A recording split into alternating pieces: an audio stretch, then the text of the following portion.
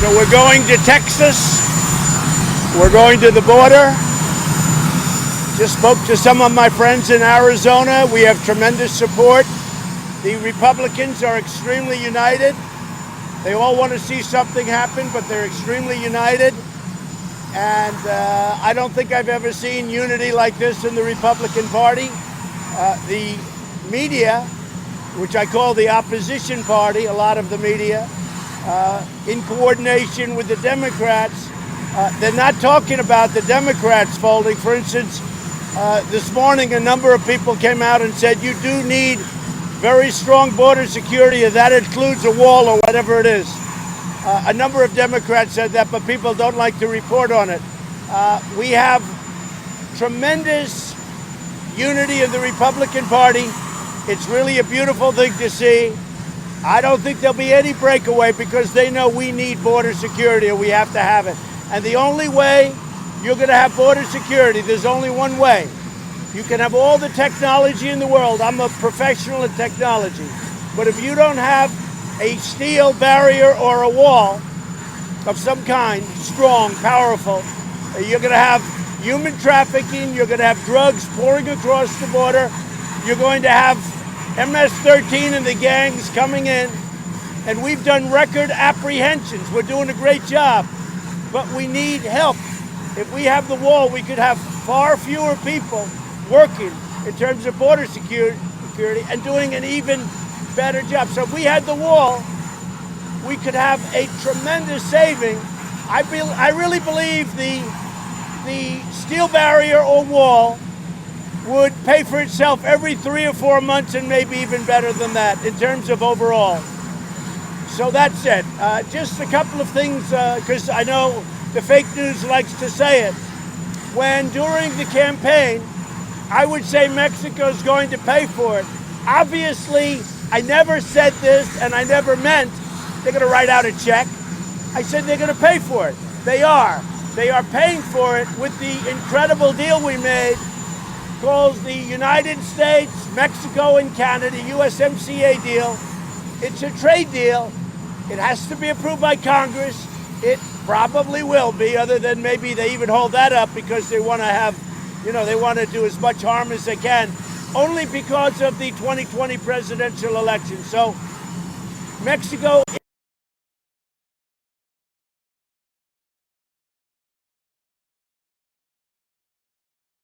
many times over by the really great trade deal we just made. Congress has to approve the deal. Are you going to go to Davos or are you going to cancel it? Well, I intended to go and speak in front of the world financial community in Davos. That's still on, but if the shutdown continues, which is in a while from now, but if the shutdown continues, I won't go. I had planned to go. It's been very successful when I went. We have a great story to tell. We have the best job numbers we've ever had in many ways. Certainly with African Americans, with Hispanic, with Asian Americans. And overall, we have the best job numbers in at least 50 years. We have a lot of great things happening. The economy is incredible. We're negotiating and having tremendous success with China. And I find China, frankly, in many ways, to be far more honorable than Brian, Chuck, and Nancy. I really do. I think that China is actually much easier to deal with than the opposition party. How the meeting went yesterday, are you going to have, given how the meeting went yesterday, are you now going to decide to declare a national emergency? Is that your only option left? I have the absolute right to declare a national emergency. The lawyers have so advised me. I'm not prepared to do that yet, but if I have to, I will. I have no doubt about it, I will. I have the absolute right to declare. This was passed by Congress. So when you say wasn't passed by Congress, it was. Other presidents have used it, some fairly often. I have the absolute right to declare a national emergency. I haven't done it yet. I may do it. If this doesn't work out, probably I will do it. I would almost say definitely.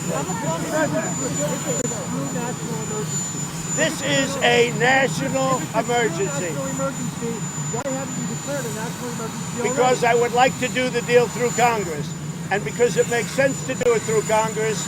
But the easy route for me would have been call a national emergency and do it. And I will tell you, this is a tremendous crisis at the border. Look at President Obama's statements from the past, numerous statements where he calls it a crisis. This is a crisis. You have human trafficking, you have drugs, you have criminals coming in, you have gangs, MS-13. We're taking them out by the thousand and bringing them back. This is a crisis. And they don't come in at the checkpoint, which they do also, but they go in between the checkpoints where you don't have any barriers. Mr. President? Go ahead, you have it. National emergency, if this doesn't work out, you don't get an agreement, you will do it, or are you still thinking about it? If we don't make a deal, I mean, I would say 100%, but I don't want to say 100% because maybe something else comes up. But if we don't make a deal, I would say it would be very surprising to me that I would not declare a national emergency and just fund it through the various mechanisms. And by the way, there's more than one mechanism. There's various mechanisms. And the lawyers tell me 100%. It would be nice if we could make a deal. But dealing with these people is ridiculous. I don't know if they know how to make a deal.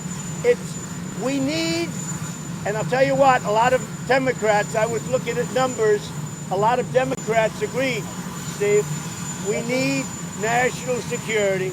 And the only way you have it, is you have to have a strong border. And the only way you have a strong border is you need a wall or you need some kind of a steel, go ahead, corridor. There are pictures this morning. Steve, you need a steel barrier. And if you don't have a steel barrier or a concrete wall, forget it. There are pictures this morning showing steel barrier wall being sawed straight through. What good is a steel wall if they can saw through it? Well, that's a wall that was designed by previous administrations. There's nothing that can't be penetrated, but you fix it. But it's a very difficult thing to do. But that's a wall, and they have other walls. We have many walls under consideration. Even concrete. There's acid that can go through concrete. But what you do is you fix it. And it very much limits. It's very, very hard. The wall that we're doing is very, very hard to penetrate. Mr. President, you walked out on the Democrats. Are you going to bring them back? How can you get a deal if you're not talking? Well, the news incorrectly reported because I said, well, if we go back and everything's peachy-dory and you say we'll talk over 30 days, at the end of 30 days, are you going to give us great border security, which includes a wall or a steel barrier? She said no. I didn't pound on tables. I didn't raise my voice. That was a lie.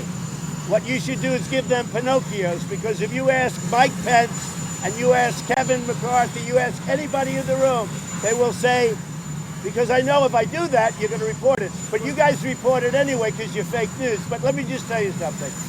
I very calmly said, if you're not going to give us strong borders, bye-bye, and I left.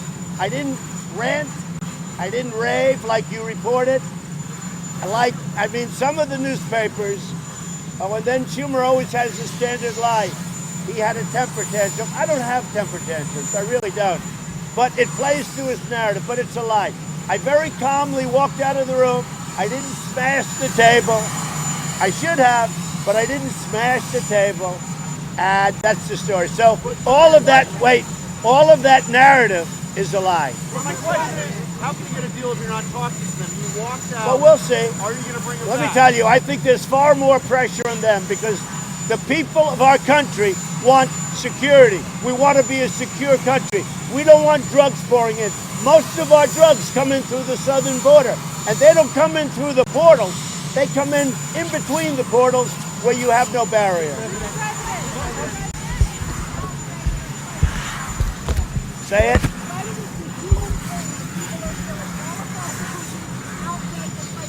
Well, you know who has more human pain? The parents of people who had children killed by an illegal immigrant that should have never been in the country. You know who has more human pain?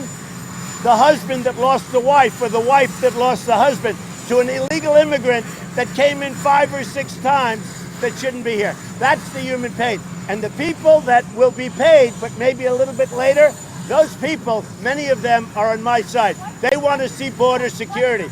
And by the way, NBC may be the most dishonest reporters of all time.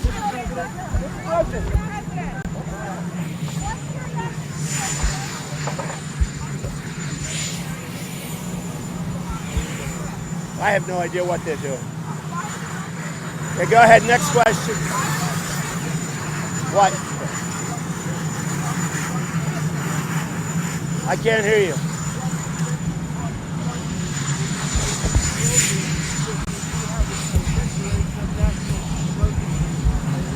We have plenty of funds. If there's a national emergency, there's a lot of funds.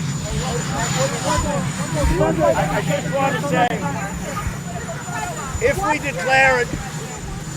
we declare a national emergency, we have a tremendous amount of funds. Tremendous.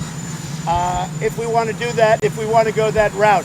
Again, there is no reason why we can't come to a deal. But you have another side that doesn't care about border security. The Democrats, which I've been saying all along, they don't give a damn about crime. They don't care about crime. They don't care about gang members coming in and stabbing people and cutting people up. They don't care about crime. And if they're not going to care about crime, then I agree. They shouldn't do anything at the border. But I care about crime. And I care about drugs. We're spending a fortune on trying to stop drugs. And they pour in through the border. But I see it more now than ever before. The Democrats don't care about the border and they don't care about crime. Say it. This emergency on the border, this crisis, when did it begin? Oh, it began a long time. Ask President Obama. Obama used to call it a crisis at the border too. I think he said it in 2014. Look, you can all play cute. And I'd say 80% of you are possibly in coordination with the opposition party. I mean, the whole thing is ridiculous. All you have to do is look at the borders, rent a helicopter, except you don't want to know the truth, and watch. And by the way, here's the story. There is another major caravan forming right now in Honduras. And so far, we're trying to break it up.